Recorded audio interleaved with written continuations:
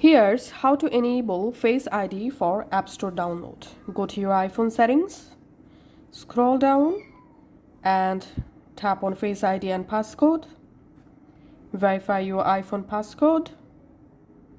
In here, you will find iTunes and App Store under Use Face ID for section. So enable this iTunes and App Store option in here.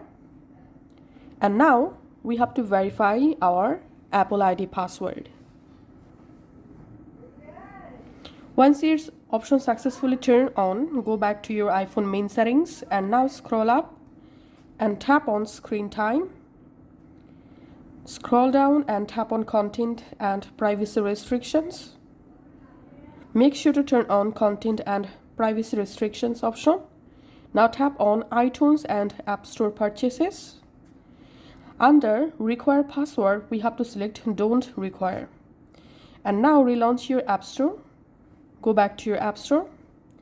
And now on, whenever you try to download any new app, you have to verify your Face ID instead of your Apple ID password. Just press the side button twice to verify your Face ID.